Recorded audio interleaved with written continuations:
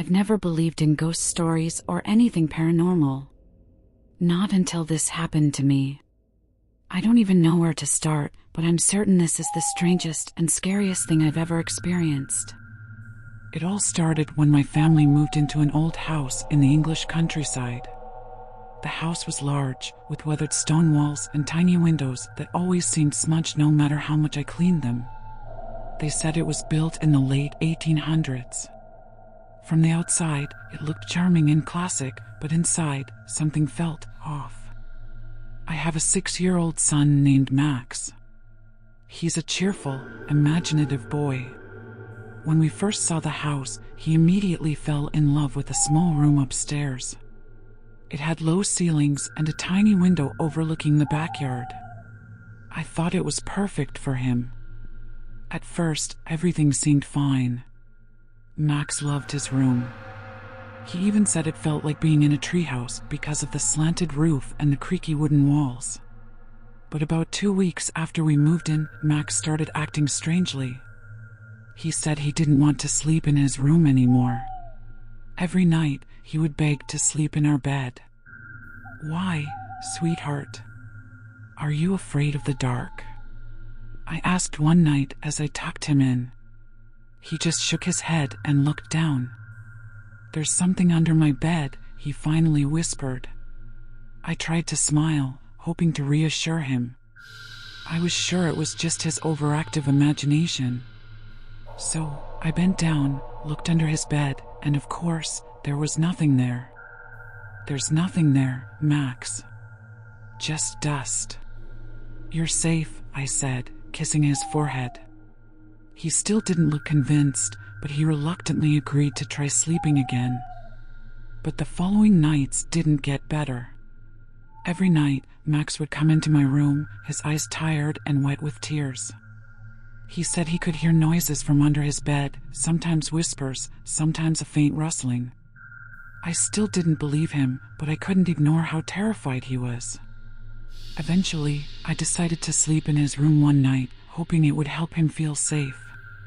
I brought a small mattress and laid it on the floor next to his bed. That night, everything was quiet.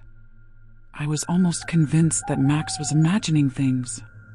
But around 2 a.m., I woke up to a sound. It was a faint rustling, like fabric being dragged across the wooden floor. I held my breath, trying to make sure I wasn't hearing things. But the sound was real. And worse, it was coming from under Max's bed.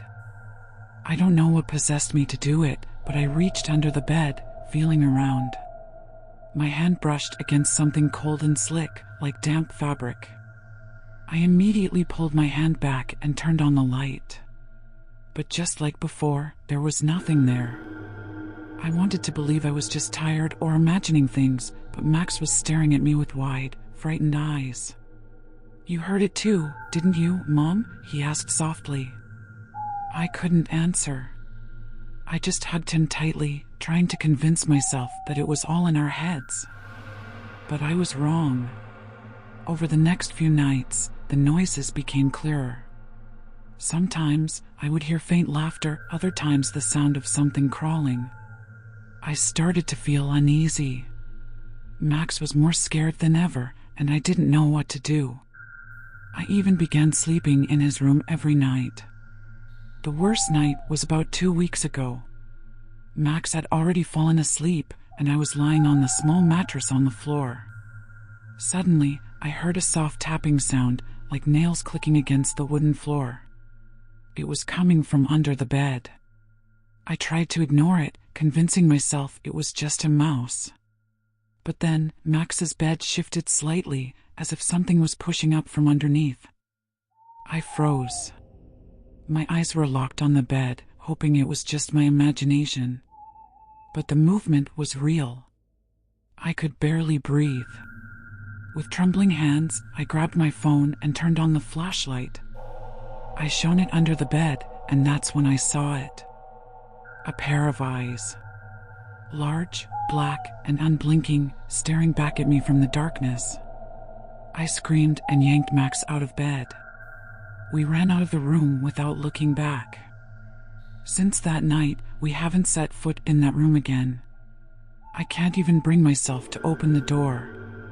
We've moved in with relatives temporarily, and I'm searching for a new place to live.